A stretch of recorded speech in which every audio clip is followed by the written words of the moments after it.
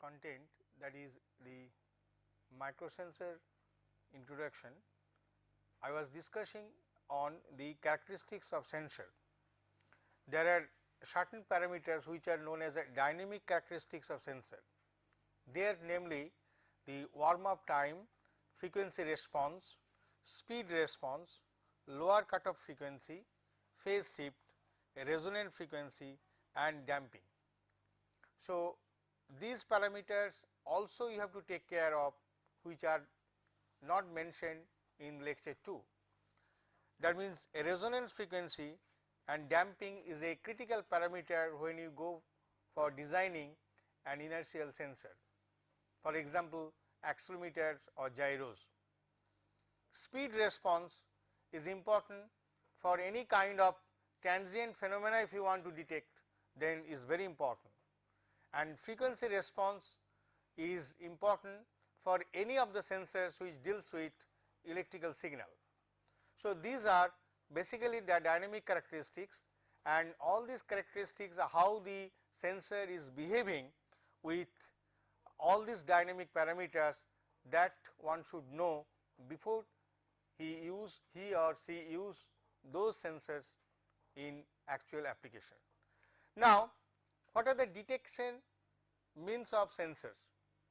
Detections means may be biological, may be chemical, electric, magnetic or electromagnetic.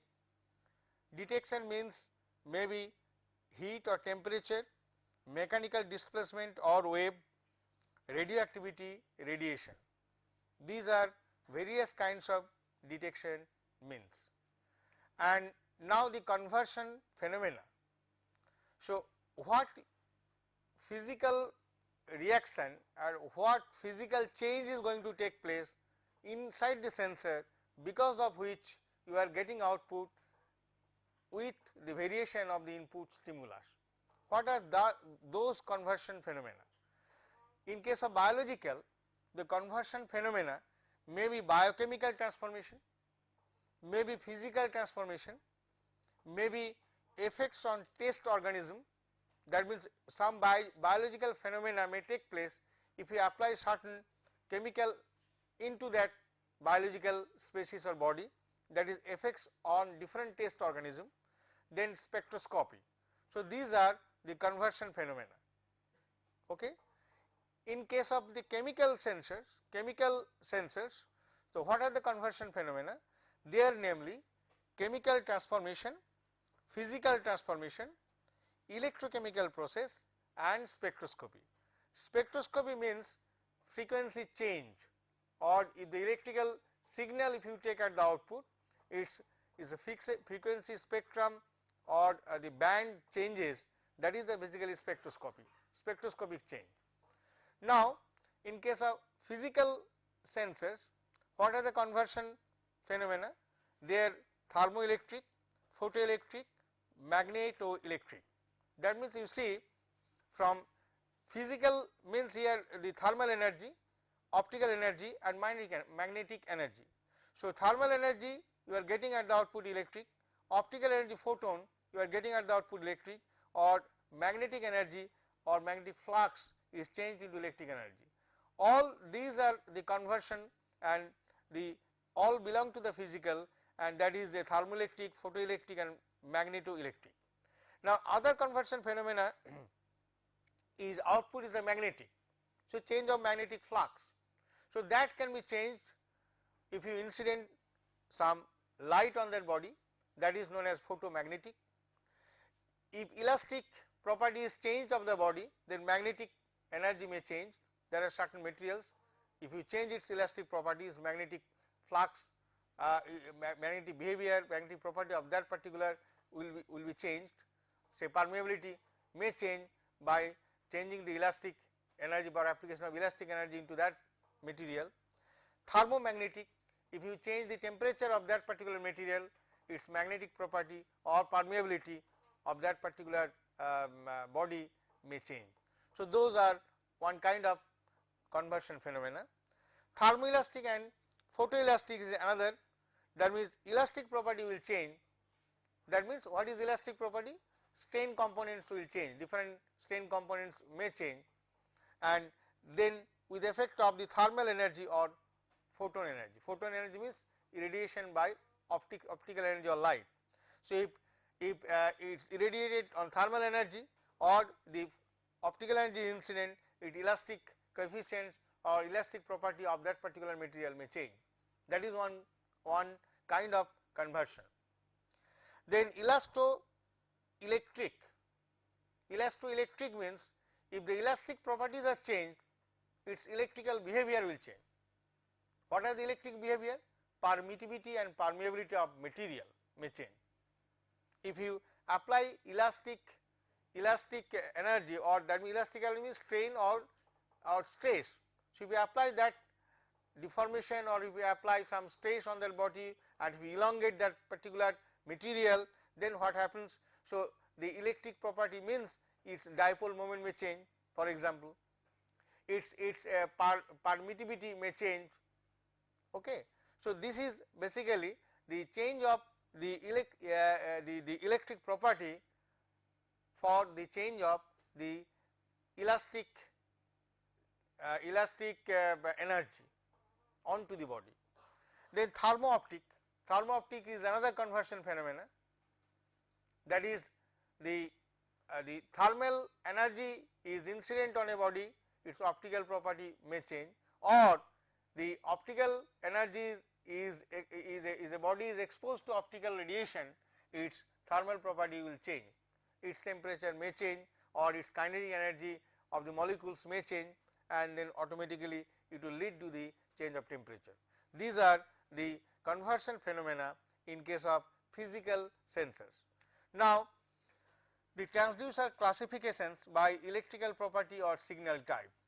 This table basically this table gives you the property of the signal, descriptor and example, along with the actuator examples also. That means classifications of transducer. So, property, for example, the resistance, descriptor is resistive, example of the sensor is the magnetoresistors, and example of the actuator is piezoresistor. So, the sensor is magnetoresistance and actuator is piezoresistor. That means piezo means is a displacement or mechanical property is going to change of the particular crystal, that is with a change of resistance. So, that is a piezoresistance, or if you apply mechanical stress or strain, a resistance may change. Capacitance, if you look into, its descriptor is capacitive and sensor is a chemical capacitor and its actuator is electrostatic motor. In case of inductance, then descriptor is inductive and sensor is inductive proximity sensor, and example of the actuator is induction motor. On the other hand, if you see the signal, then voltage signal deals with the sensor which is thermocouple, and its descriptor is potentiometric. Current change, the descriptor is amperometric and its example of the sensor is fuel cell and actuator is solenoid valve. Okay. Charge, if you concentrate the signal as a charge or electronic charge, then its a descriptor is a coulombic and sensor example is a piezoelectric and the actuator is electrostatic resonator. Similarly, frequency, you can get acoustic wave as the sensor and this stepper motor is basically the example of the actuator. So, with this actually I give you some introduction of the microsensors, what are its basic blocks in a sensor, its characteristics, its properties, and when you select a particular sensor, what are the parameters one should look into for judge a sensor good or bad. So, these are the things which I discussed in this lecture. Now, in the next lecture I will switch over to the sensor evolutions, microsensor evolutions, and at the same time I will discuss on the market survey. So, as an engineer you should always see how the market behaves or how much is the market or a particular product or quantity. So, that is very important aspect, and before production of a particular device. So, for that I will switch over to the new topic, and that is the evolution of microsensors and MEMS and its market survey. Okay. Now, here again I start with Feynman's vision in 1959, when Fineman,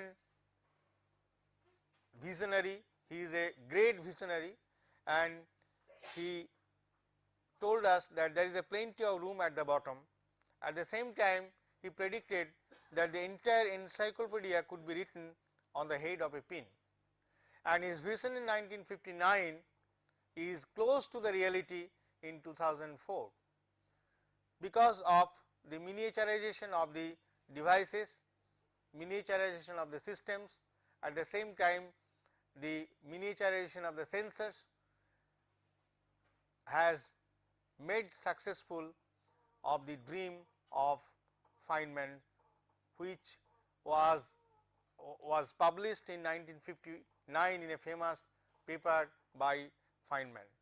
And at that time he also predicted it is possible to fabricate a motor with a volume less than 1/64th of an inch. That means that time one could not foresee the mechanical things can be miniaturized, but now it is also possible because of the evolution of the MEMS.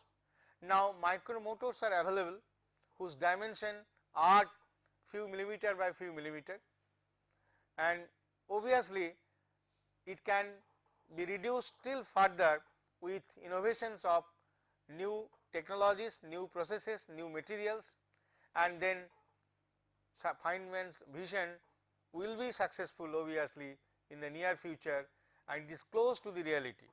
Now, if you look back from the transistor discovery, which is 1947, then comes planar silicon technologies 1950, then comes integrated circuits 1960, and after that there are two areas. One area is meant for the silicon VLSI, and another area is the micromechanics or micro machining, and on the other hand MEMS. So, it has basically got importance in 1970, and from there in 1982 when Peterson paper came, and people thought extensively and how to improve, how to progress with that particular area, that is MEMS or micro machining area. So, now again I am giving you the Moore's law, and the Moore's law here it shows the evolution of the computers with the miniaturization of the components. Now, here is the microprocessor 4004, which is basically transistor count is 1000 in 1970, and then 286 processor or 386 processor is nearly 1985, and whose transistor count is 100,000 in a chip in the processor. Then next generation is 486 DX processor, that is nearly 1990, and its 10 to the power 6 number of transistors means 1 million. 1 million transistor in 486, that is nearly 1990. Then comes Pentium processor, then Pentium 2, now Pentium 3, now Pentium 4 at present, and Pentium 4 you say 100 million transistors are there in Pentium 4, and at present the people are thinking of 1 billion transistor in a chip in a processor. So, these are the evolution of the VLSI as per the Moore's law, but the MEMS evolution does not exactly follow the Moore's law. It is a different space it is advancing, and yet to find certain law which satisfy the evolution of the MEMS or microsystems. Now, if you look into the evolution of MEMS, The actual thing started in 1954 by paper by C.J. Smith, and that is the property of the silicon, a unique property of silicon which is piezoresistive property, and that has been observed by C.J. Smith, and the paper came out in 1954. Then people started thinking the why not silicon can be used for the sensors or MEMS. Why the silicon is giving importance is clear to you, because it is compatible with the integrated circuits and VLSI. Then in 1980 the micro machining technology evolved, and photolithography etching recognized as a tool of micro machining, because earlier the photolithography etching was used in case of patterning of VLSI components or VLSI fabrication. Photolithography technique and etching technique was used, and in a micro machining means here the same technology, but little bit difference is there. Here the aspect ratio may be different, which is used in case of VLSI is not used in case of micro machining. If you change the aspect ratio, then many cases you have to machine a particular material whose protective layer was not known that time, that means passivation layer was not known, that you have to do some research, but people started thinking that it is possible. That is now from 1980 the micro machining came into limelight, and then the lot of research has been taking place in micro machining, and at present this field is very promising, and one can foresee various kinds of sensors using the micro machining, which is basically the photolithography and etching technique employed in case of VLSI fabrication. In 1982 the famous paper which is published in Proceedings IEEE, which is the silicon as an excellent material. Silicon was known to be excellent material for integrated circuits and VLSI, but later on they found it is also excellent mechanical material, because silicon mechanical properties are also excellent. So it can be used for sensor which will sense the mechanical behavior of any body or any system.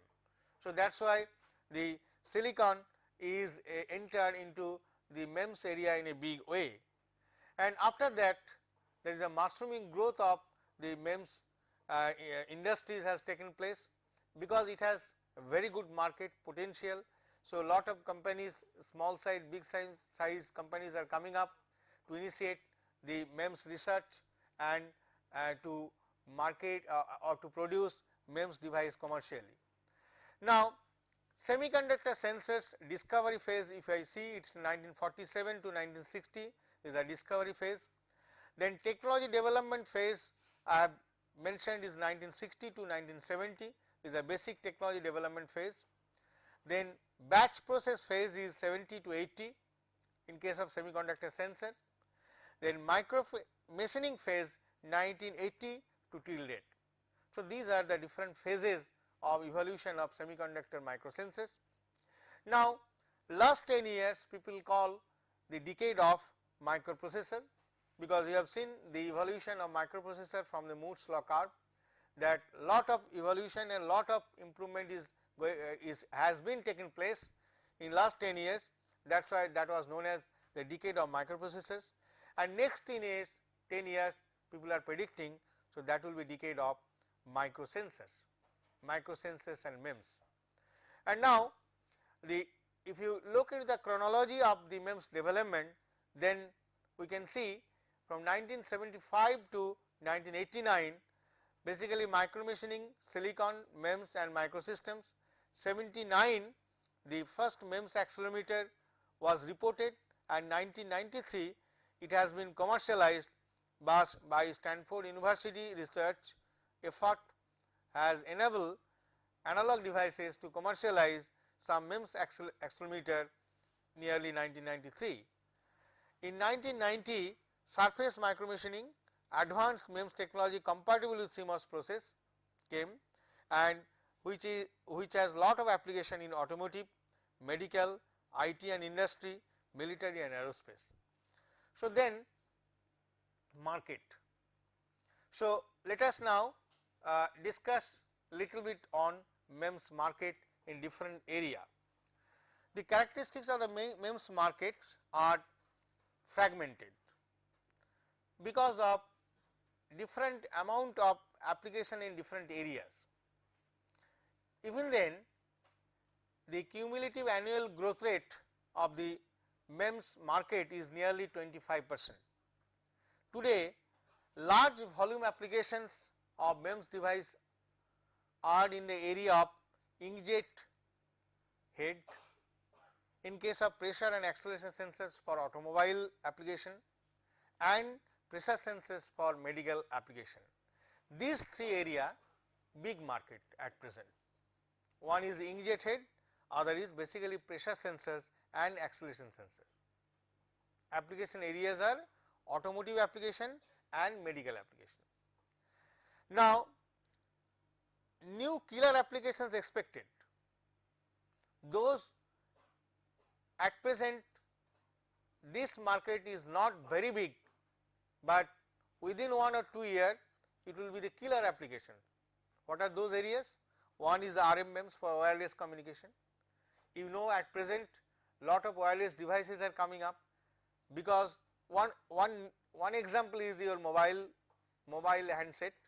So, for that lot of RF MEMS components are required, and mobile handset they use lot of miniaturized components. Then opto MEMS for telecommunication application.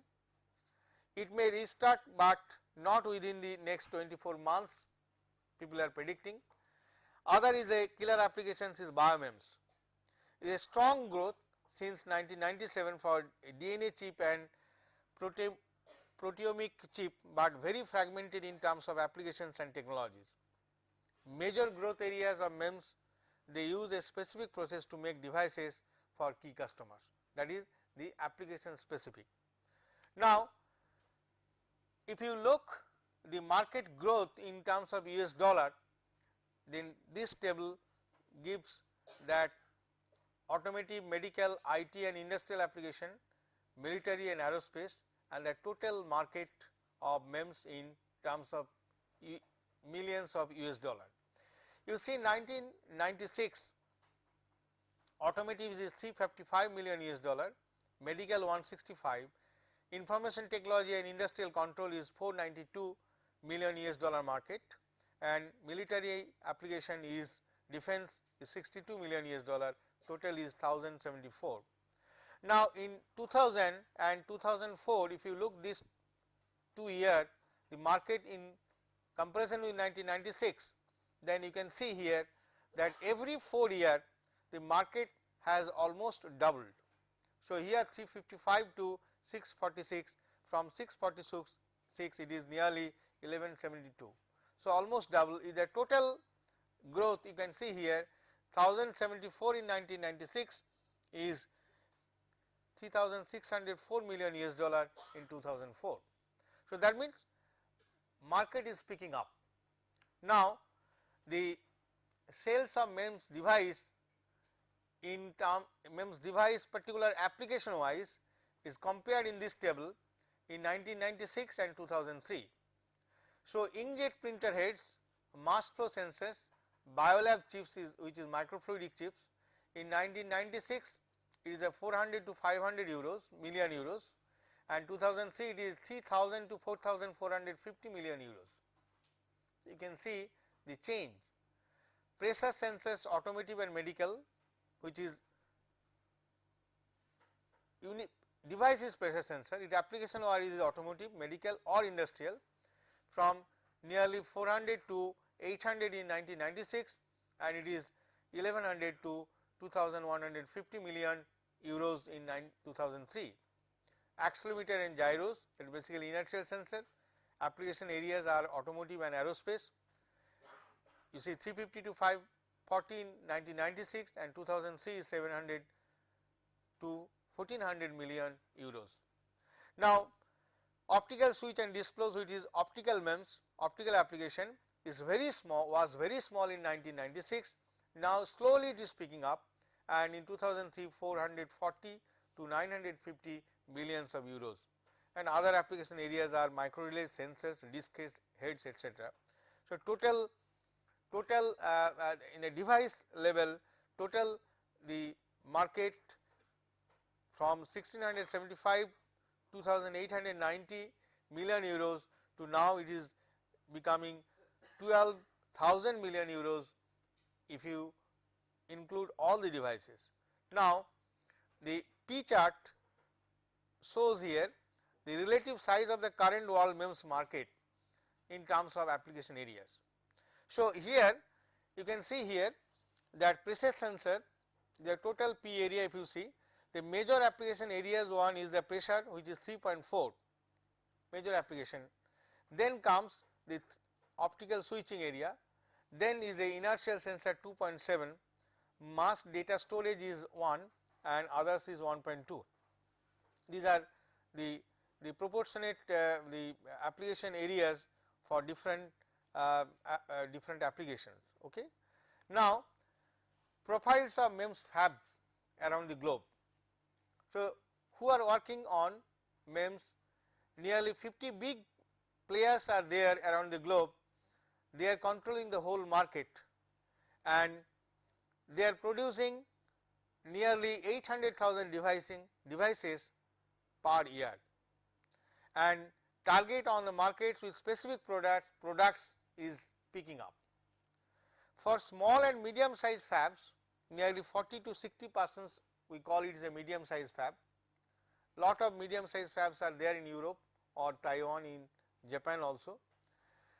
Their target key customers are specific because they produce a particular sensor for typical application, not very large quantity, some medium size, and this market is picking up tremendously. And if you look into the medium size fab, total investment is not enormous, but profit is more if you concentrate on some specific products, not in all fields. So, here the application in the range of 10,000s of devices per year, not like 800,000 devices per year, and a good part of engineering work in order to test the feasibility of a specific application is required for small and medium sized fabs. Now, typical profiles of the MEMS fab, and total fab at present is 350 MEMS fab worldwide, and there the business is still growing, and as I mentioned, the cumulative annual growth rate is nearly 25%. Specific products within medium volume or big part of the business are there. The number of manufacturing facilities is growing fast with a strong investment in Europe, Taiwan and China. Now, we will see the country wise what are the distribution of the fabs. Now, here if you look this diagram, major portion is taken by North America, is about 41% of the total fabs are in North America. Next share is in Japan, it is about 12% of the total fab is in Japan.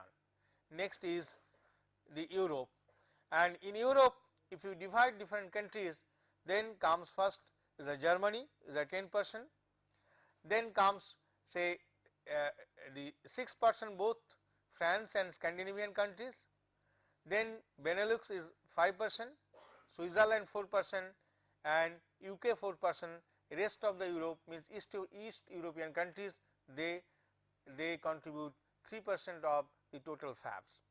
But here if you see the Asia, picture of Asia, so there Japan is separated out from rest of Asia because they are the major fabs and major R&D activities is going on in Japan.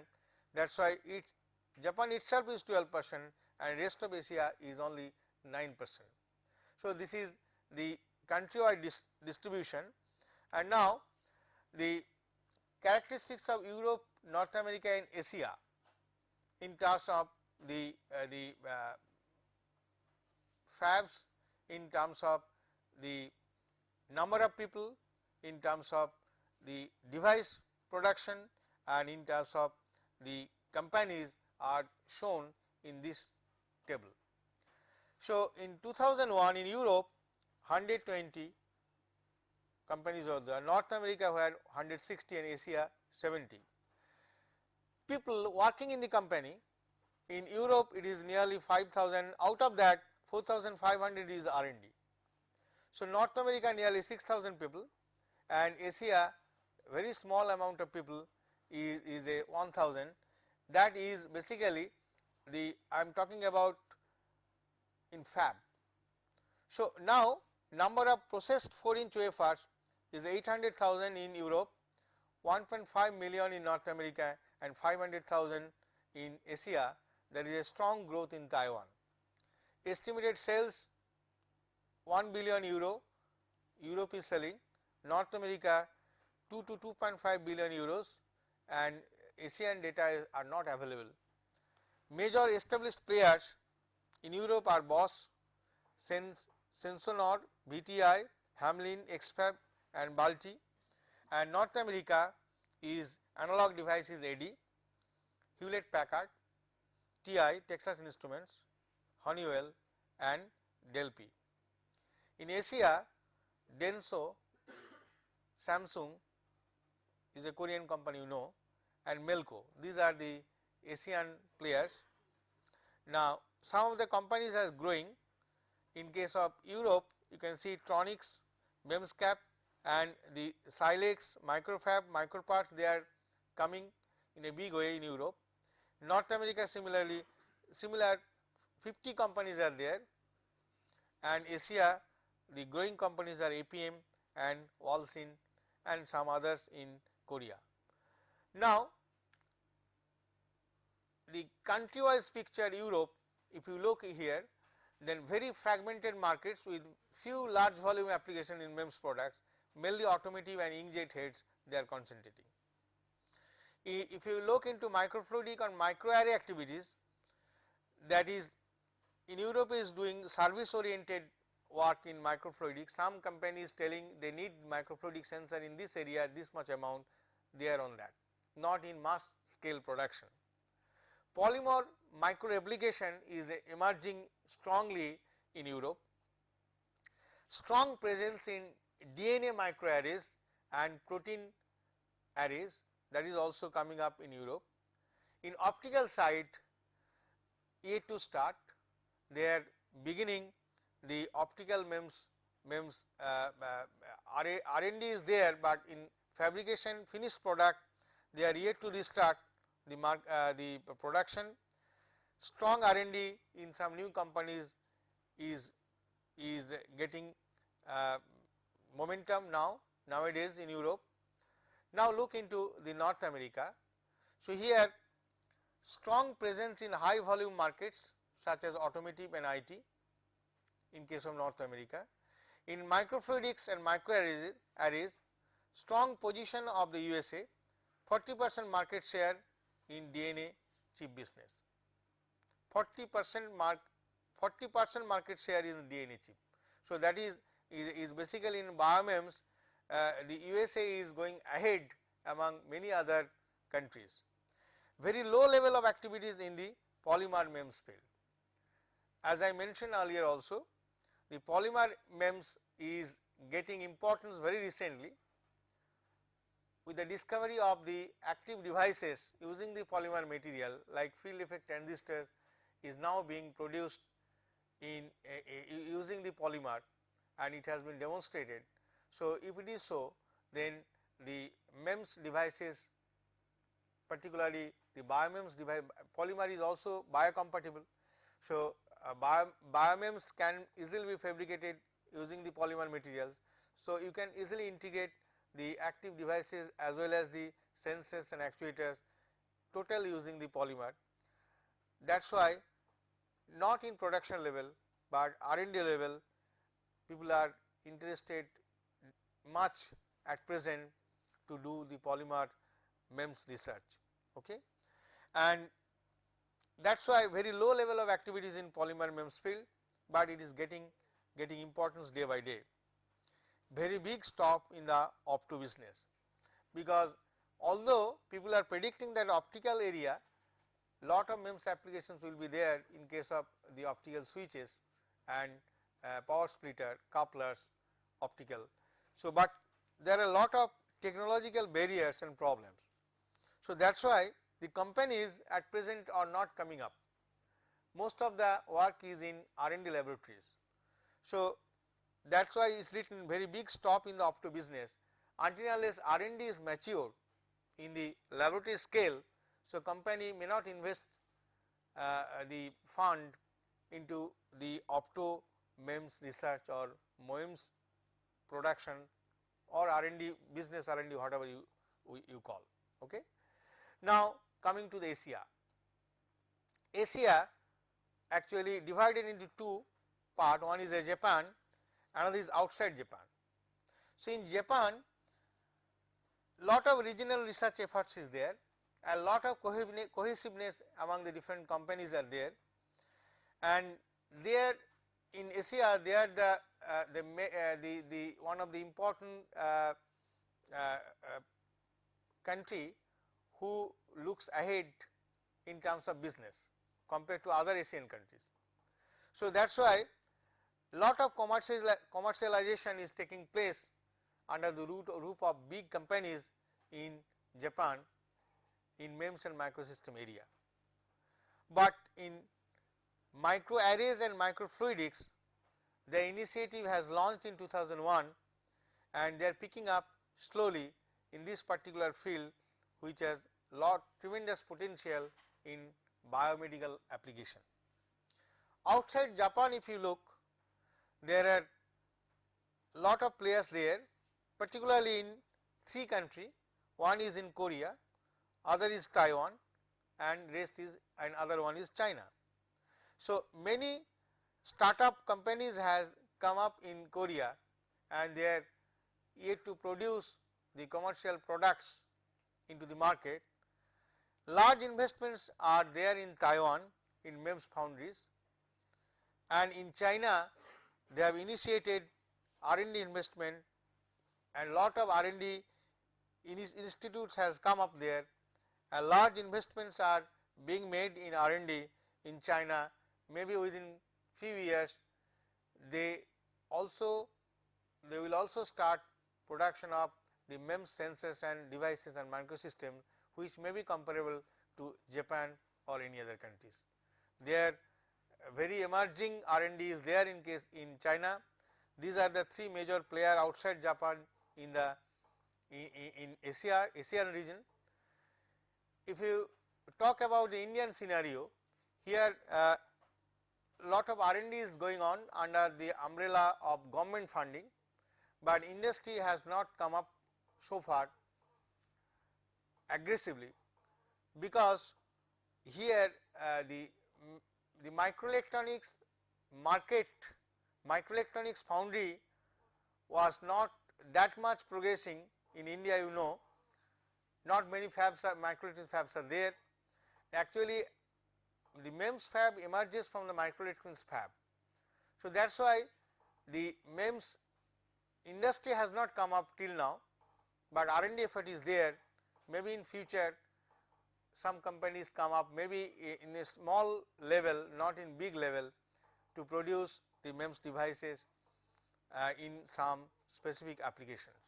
Now, this is the last slide in this lecture. It is a worldwide major players in MEMS along with the application areas. Now, here application areas are shown. One is aeronautics and aerospace, process control and instrumentation, defense, medical and biomedical, telecommunication, automotive, home appliance, and IT and entertainment. These are the different application areas, and some companies are given importance in some area. Those company names are mentioned here. For example, aeronautics and aerospace, the companies are BAE Systems, Systrons, Donor, Aeronautics and Honeywell. And in case of process control and instrumentation, Colibris, Tronics and Microsystems, they are involved mainly on these products. In defense area, BAE systems, silicon sensing systems, SHOP, Radid, Systron, Donor, and other many companies are coming up here. In medical and biomedical area, Affymetrix, Agilent, Cornic, Nanogen, Debiotech, Toshiba, Gyros, Caliper, and so on. They are concentrating on medical and biomedical. And IT and entertainment sector, if you look here, the companies like HP and the Olivetti from Italy, Panasonic, Japan, Texas Instrument USA, Sony from Japan, Olympus. There are a lot of companies in IT and entertainment. There you will find a lot of companies from Japan also. In telecommunication areas, analog device is one of the major contender here. The applied MEMS, Colibris, Chronos, Intellisense, MEMS optical, and so on. There ST Microelectronics also one of the important foundry company who is producing MEMS and MEMS devices which will be used for telecommunication application. And automotive application, which is major market in major MEMS market, their analog devices Bosch and Dalsa Semiconductor, Delphi, Denso are there. In case of automotive application, mainly the sensors used in automobile application are the acceleration sensors, pressure sensors, and some cases the mechanical sensors are also there, and temperature sensors in a limited fashion is there. Home appliance, you can see the companies are Analog Device, MET, METU, and HL Planar Technique. They are in home appliance. Home appliance means lot of the household electronic machines are using nowadays MEMS sensor. One application area in case of the washing machine, dishwasher, these are some home appliance. So there people have started using the MEMS based the acceleration sensors, pressure sensors, and other things, position sensors, displacement sensors. These are being used in home appliance and other equipments. Okay. So so I gave you some of the important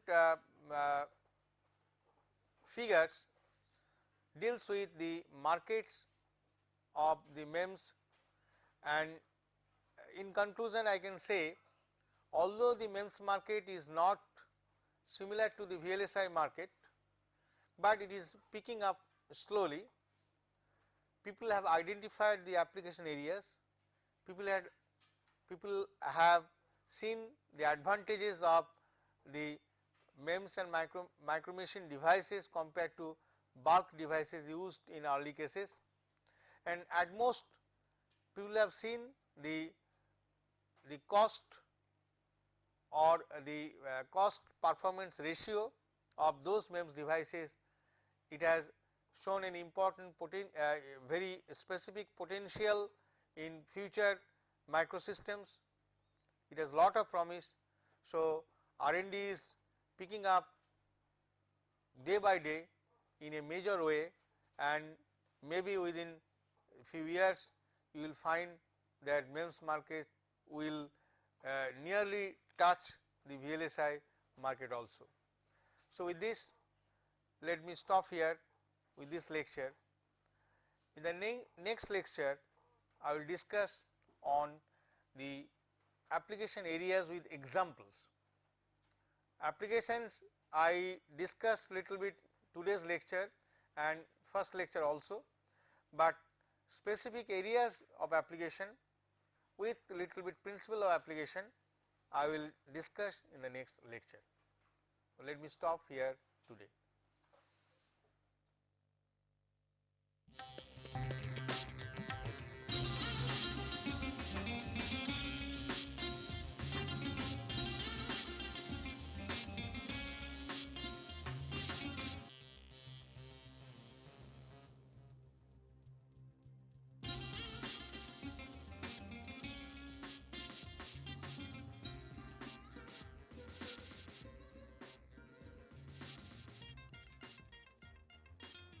1951.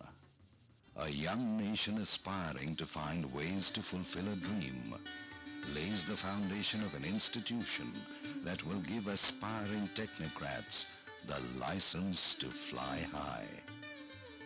The first Indian Institute of Technology is born at Kharagpur. Founded on the basis of the recommendations of the N.R. Sarkar Committee that was set up in 1945 to consider the development of higher technical institutions in India, the institute was first established in 5 Esplanade East, Kolkata, before it moved to Kharagpur in 1951.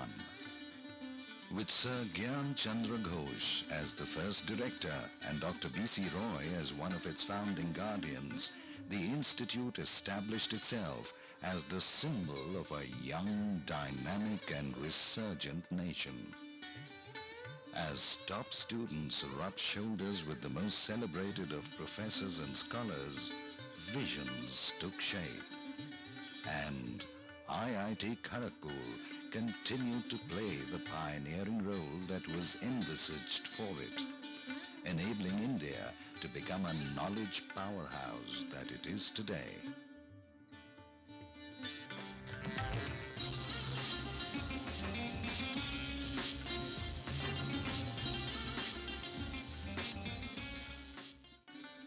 At every stage of its evolution, IIT Kharagpur remained ahead of its times.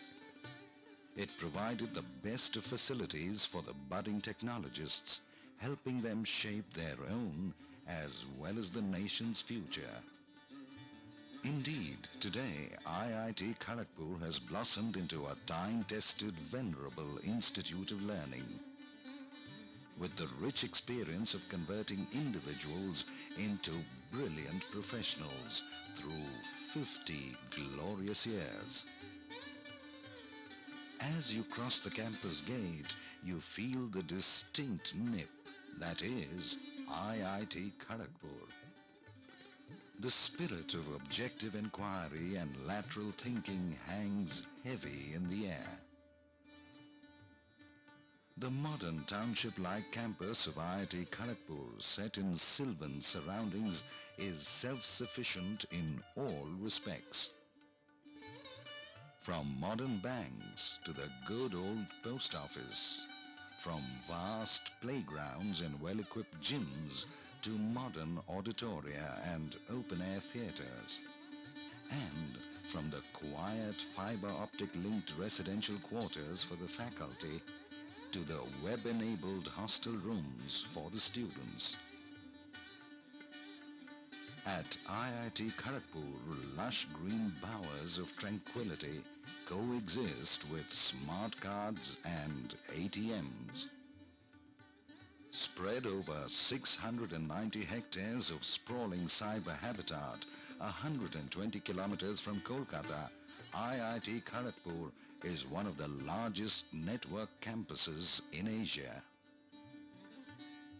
Just the academic complexes itself spreads over a built-up area of about 2 million square feet, of which 150,000 square feet is the new complex that commemorates the Golden Jubilee celebrations. And that's not all. It is the only IIT to have conquered territory beyond its own through cutting-edge courses offered in its extension campuses at Kolkata and Bhubaneswar. IIT Kharagpur is not just about its large campus, but its diverse range of activities. It offers the widest spectrum of disciplines, ranging from aerospace, biotechnology, cryogenics, to architecture, mining and agricultural engineering, supported by strong faculties of sciences, humanities and management. There are more than 30 departments and centers that offer the largest number of undergraduate and postgraduate courses amongst the IITs. The courses are ever evolving, and show the way for other sister institutions. The richness in its diverse activities is showcased by the technological support the institution provides in areas like architecture, agriculture, post-harvest technology, and medical sciences.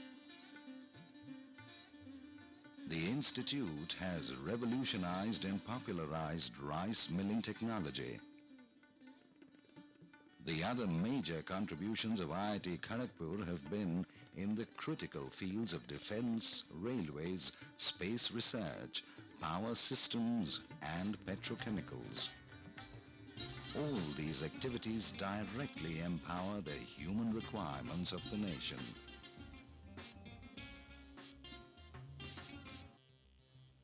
Advanced facilities at the Institute make it possible to undertake cutting-edge research and service-sponsored research projects. The array of equipment ranges from aerodynamic testing laboratories to intelligent machining centers, atomic spectrometers, to VLSI design labs, molecular beam epitaxy, to anechoic chamber, fast protein liquid chromatographs, to liquid nitrogen plants.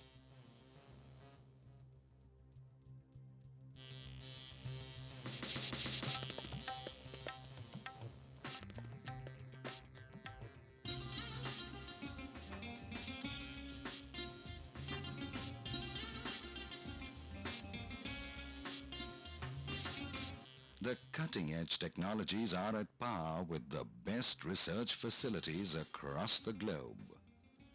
In fact, the volume of research and development activities at the Institute is incredible. In terms of the number of patents it owns, the volume of industrial consultancy it provides, and the revenue that it earns from all these make IIT Kharagpur a class apart and strengthens its position as the true pioneer in technological education in India. The Institute Library deserves a special mention. Fully web-enabled, it is one of the largest in Asia with over 324,000 volumes of material, including books, videos, microfilm, and patent documents.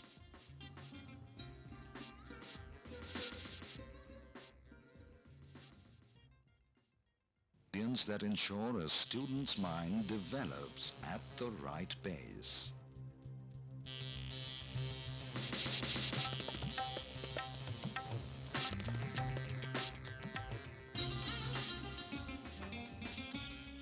Along with its strong sense of academics, which is ensured by a strict selection process, life at Kharagpur is a celebration of, well, life. And at its heart are the students. In fact, the saying goes that you can take an IITN out of KGP, but not KGP out of an IITN. You've left a part of you behind.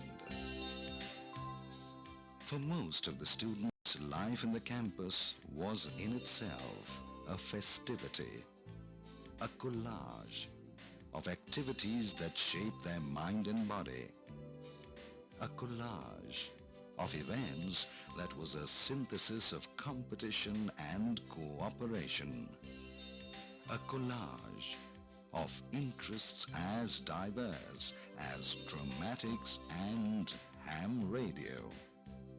Yes, life at Kharagpur has always been exciting, and the years cemented lifelong bonds as lives mingled over cups of joy and stretched over stimulating semesters.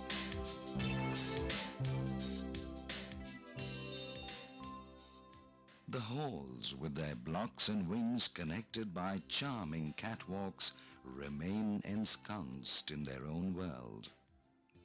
A collage of memories.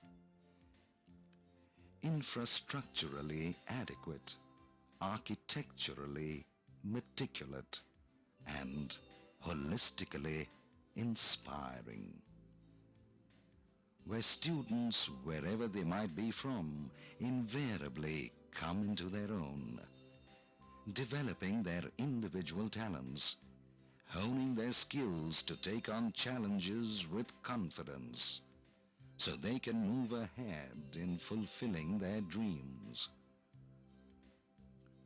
What makes IIT Kharagpur so unique is its environment. Undiluted by the diversions of metropolitan surroundings, the close-knit campus life enhances the entrepreneurial and innovative spirit of the achievers to be. In an environment that is so stimulating, it is only natural that down the years, IIT Kharagpur has consistently produced well-rounded individuals. Many of them are celebrities in their own right. Holistic grooming has had a lot to do with this.